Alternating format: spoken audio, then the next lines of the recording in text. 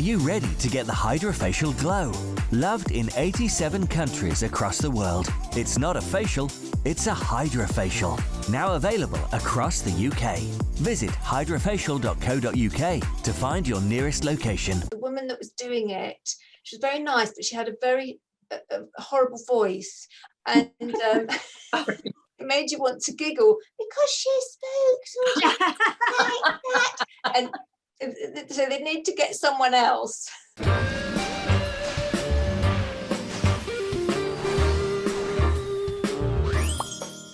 Hello, girls. Hi.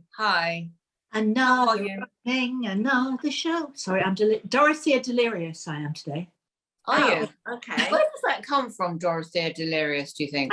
I think it all started with who started all that? I think it was Leslie Nichol, because she used to sound very Polly today, and I used to say Polly, and she said, "Yeah, Polly Paranoia," or you know. So Dorothea Delirious, Polly Paranoia. So what am I feeling today? A bit Polly or a bit delirious, but I don't know why. Must be in the air. But we have a guest, don't we? Don't we have a guest that understands it all? We do have a guest who understands it all. But can I just tell you, I went on a completely beautiful, like a retreat. It was to embrace the moon, and the moon apparently does really affect people's mood, and especially women, because things that we don't get anymore, girls, but many moons ago we did. It affects that as well. So the cycle. Darling, in your course, did it include mooning? Mooning? Oh, well, it always does with me, darling. Just checking. I just can't resist. And aren't you supposed to howl at the moon? Yes, as you're mooning. That's a very good point. Yeah. And they didn't do that. I should bring that up next time. Absolutely. To start a quick howl. But anyway, and also if you have your crystals, you're supposed to put them outside when the moon is full, so they recharge. Did you know that? No. You can put them, or you can put them in the windowsill to recharge, which is what I did. Yeah. And I put my AA batteries outside. Does that count? Yes, darling, that'll work. Right. But we don't want to know what you use your AA batteries for. No, I think we're going down a very, very, very sticky route here. Oh, is that right? Please, can we get our guest in? I can't cope with this. I'm drawing a line. Come on. Hi, Sam. Hey. Welcome back. Welcome back. Now, we've just been talking about crystals and moons and all of these things. What do you think is going on in the world at the moment? In the spooky world? Well, I think it's quite a strange energy at the moment. It's sort of what I've been reading is people kind of saying, that being prepared for kind of great things that are about to happen, and that, things are sort of starting to sort of balance out. And I suppose that kind of we're looking at the whole world and COVID and all that kind of thing, that maybe we are going to be getting into a much more balanced period where we're not kind of so anxious and we're not being taken over by this pandemic. So I'm hoping that it's going to actually be a good energy, and that it's kind of feeling a bit strange because we're in that sort of space just before it all changes, which always does a bit weird. Oh, wow. Because I did a ceremony with the new moon, two ceremonies with the new moon, and I really felt that I changed something. We burnt the things that held us back and wrote them down, the things we wanted to discard. It was very powerful, and I really believe that, and I think things did change actually, and I think the moon is a very powerful force in our lives. Definitely. I did a little similar to you, where I sort of wrote down things that were holding me back, like you've done, and things that perhaps I was afraid of and that I needed to confront, and then sort of burnt it as a way of releasing it and stuff. And that does work, doesn't it? I mean, it sounds a bit, some people don't believe that, but I think it's about having that faith, isn't it, really? It is. It's about believing and trusting and then letting go of it, which I think is the hardest thing, is the letting go of it, because we sort of, when you want something to happen, you kind of think, is it going to happen yet? Is it going to happen next week? Or whatever. But actually letting go of it, because it's going to happen, will bring it to you more quickly. That's right. I always remember Oprah saying something, that she was waiting for her first big break, and she said she waited and waited, And suddenly she thought, I can't wait anymore. I've just got to let go. And she said to God, well, her God, the universe, that's it. I'm done. It's over to you. And apparently the phone rang at that moment and she got the job. We've got to remember that. About getting the jobs. You're back at Emmerdale? I'm back in Emmerdale for the moment. This is a big year for Emmerdale. It's the 50th anniversary.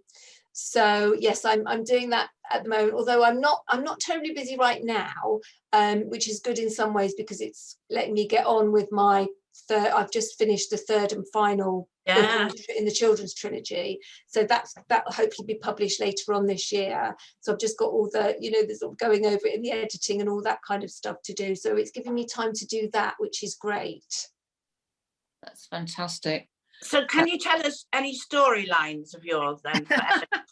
I haven't got any at the minute. No. No secrets. No, I mean, I'm kind of thinking, I hope they give me something to do because, obviously they wanted me to go back and I'm very, very quiet right now. So it'd be good to have something to do anyway.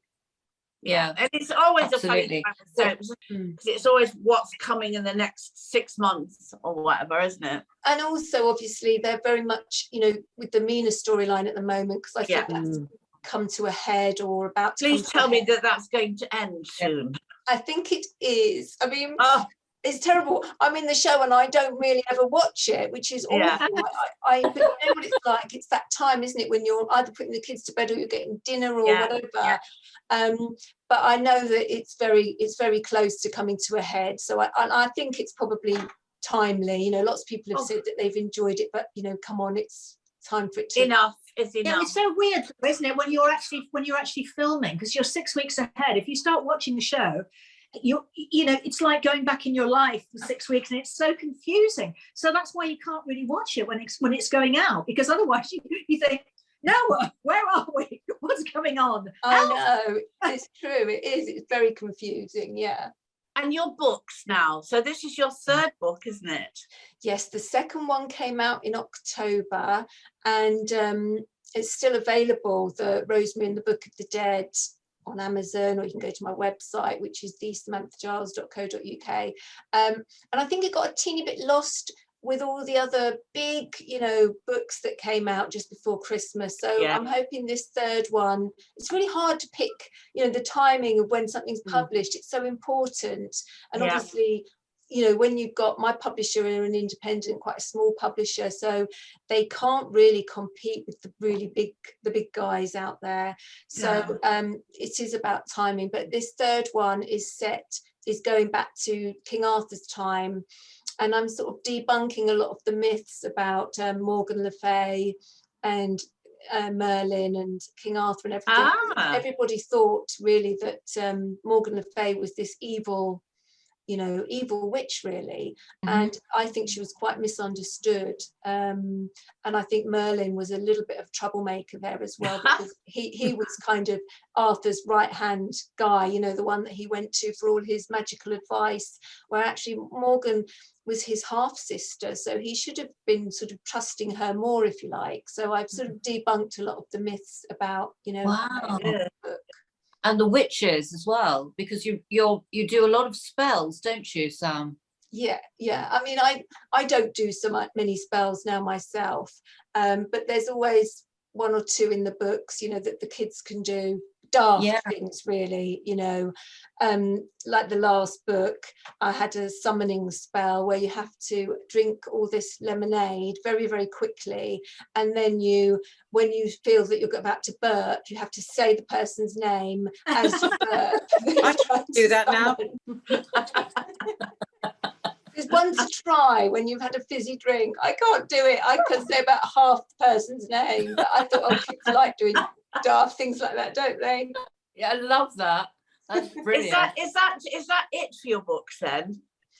No, I'm still writing other stuff. I've got a book that I'm going to rewrite. I've got to take out an element of it, and I've got another one I'm writing at the moment, which I'm writing for my friend's little girl. Well, she's 16 now, and she's had a congenital heart failure she was born with, actually. And it got to the crunch kind of this time last year when she was very poorly, and she'd had a pacemaker fitted and blah blah blah, and they said, well, you need a transplant, you're on the transplant list. So she sent me this video of her saying, what would you like for the new year? And she said, a new heart.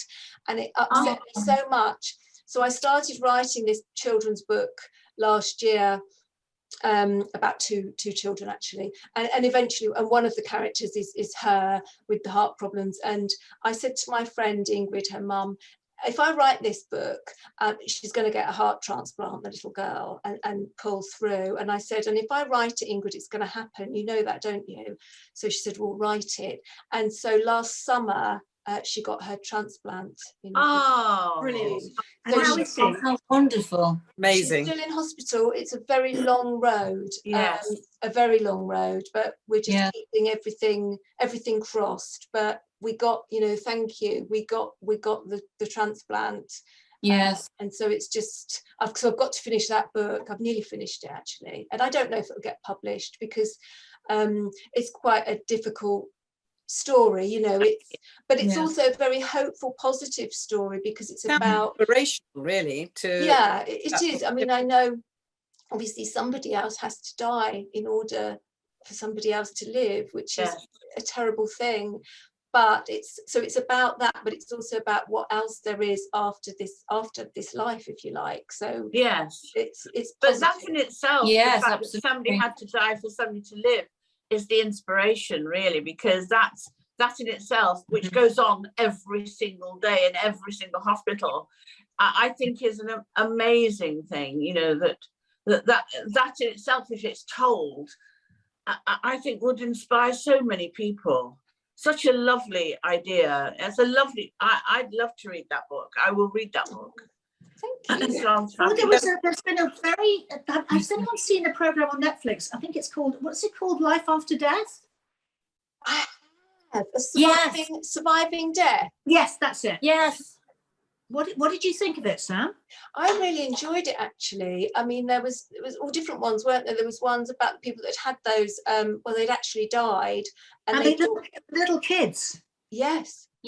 And they talked about what they'd seen and so on. I think there was one lady that had a boat, like an accident in a canoe, and she was dead for well over half an hour. That's right. And she'd explained all what had happened and where she'd gone to. Wow. Yes. But I think the kids were my most interesting one, because they had these little kids about 3 and 4 who were describing their lives, and one of their parents decided to go and look. He said, I'm a Hollywood star. And so they decided to go and look for who he was, and they found out exactly who he was and who he was married to, and that he was actually an actor in the black and white, the silent movies. Yeah.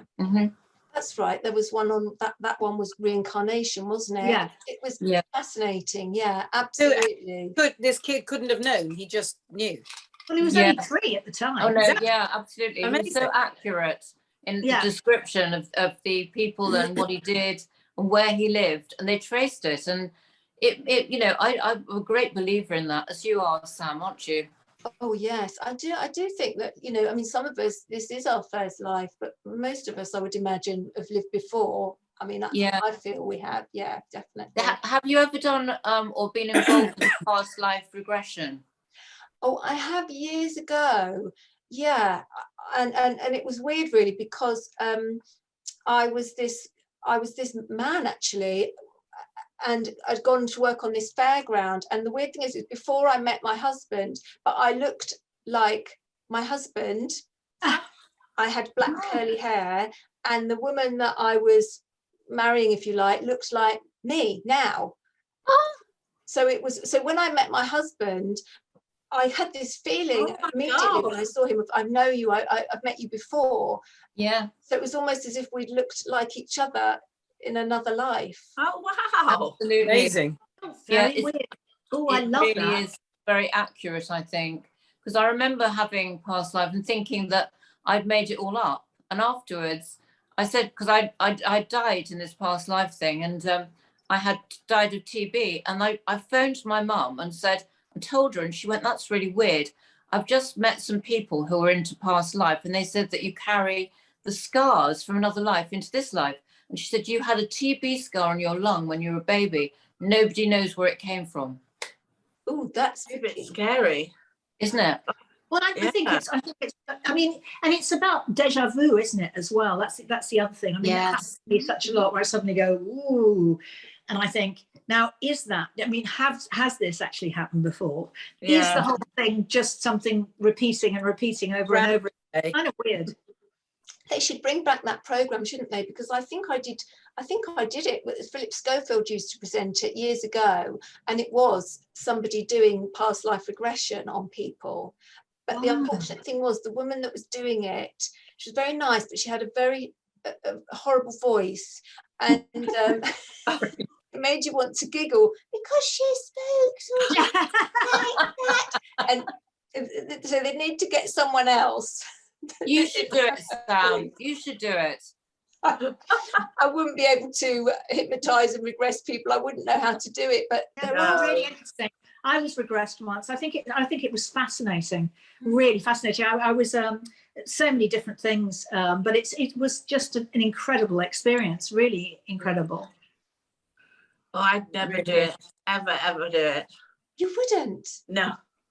Why? No, because I wouldn't want to go near that, and and also you could learn things you don't want to know. It could be a lie. It could be something that you've made up in your head. And suddenly you're saying it, but I think there's too much hanging over you to know. You know what I mean? That it's real. Yeah, and I think the thing is about that program, Sherry. What is it? Life After Death. Yeah. Is that what it's called again? That they have quite a few psychics on there, and they just dissed them, didn't they? Really, they didn't mean to. Did they? Yeah, they couldn't get they just felt that it was very easy for them to say all that stuff, didn't they, Sam? Yeah, they didn't come out of it that well, did they? But I think that they're very, very few that are really, really good. This is the problem. Yeah. So it's hard to know, isn't it? Yeah. And I think also sometimes you can go for a reading and somebody absolutely get you spot on, and then another time that they just can't tell you anything. Yeah, exactly. No, and I always think if anybody from my past, who's passed over wants to speak to me, they're going to come to me. Why would they go to a bloody medium? Do you know what I mean? Yeah. I know exactly what you mean. Yeah. Yeah. Yeah. Why would they go somewhere else? Yeah. Yeah. No, I don't. Bit like it's a bit like when somebody says, "Go to my hairdresser," and you get there and they can't cut hair at all. That's absolute lie. And then you come out and you blame them, and I never speak to them again. Well, thank you, Sam, darling, for coming to see us again. Oh, We've missed you. We've missed you. Well, we should have got you to do your cards for us. You did that last time. We loved them. Oh, we did. Next time. We'll have to get you back to do the cards. Yes, definitely. But thank you so much, darling. And what Dee didn't tell you was that she's learnt to moon at the moon. Just saying. Not howl. No, I howl. She moons at, she moons at the moon as well. Any excuse. It's a new level. Any excuse, Sam. Just ridiculous. Hi, darling. Lovely to see you. Bye, darling. Lovely to see you, Sam. Bye. Take care. Bye. Bye. That was wonderful. Really wonderful. Bless her. She's such a lovely girl. Yeah, so clever, all that writing and everything else. Thoughts and very moving. I love that story of the little girl, though. Yeah. The heart chart. I mean, what a wonderful thing to do. And as she said, she doesn't even know if it will ever get published, but she's going to write it anyway. Yeah. I think that's Finished up. Amazing. I mean, it's interesting, isn't it, with transplants and people saying that they feel the person who like with a heart transplant, they have feelings, different feelings. Yes. I think it's fascinating, don't you? Yeah. Well, I saw this guy, he actually drove miles just to hear his daughter's heart in somebody else. Really? Which was so beautiful. It sounds a bit weird saying it like that, but it was such a they filmed it. It was a beautiful moment. Oh God, and that scares me. Yeah, I know. Oh. But isn't that wonderful though, that could happen? I think it makes sense of something that had a purpose that now Absolutely. still Yeah, no, I agree We've with lost that. everything. Yeah, Yeah. that had Yes, a purpose yes. and now has another purpose. Exactly. Absolutely. Well, it's Very been a much. very spooky show today. Hasn't it? Spooky. Spooky. But leaving on an upward note, there's Dee's mooning, obviously. And I just want to catch up about your wind, Sherry. Well, my stomach is still very bad. And now, you know, I got all that information from your lovely friend. Yes. So I'm going to do that. I'm going to make that drink and hopefully it'll make me better. Well, I can't wait We'll all to have that. not hear the wind, but hear your, Yes. experience. Yes, Sorry. I will let you know. Please And do, I'll darling. whack Thank it all you. away. And We'll with be that note, waiting. we will now leave. Thank you. Please, goodbye. See you soon. Goodbye. Goodbye. Bye.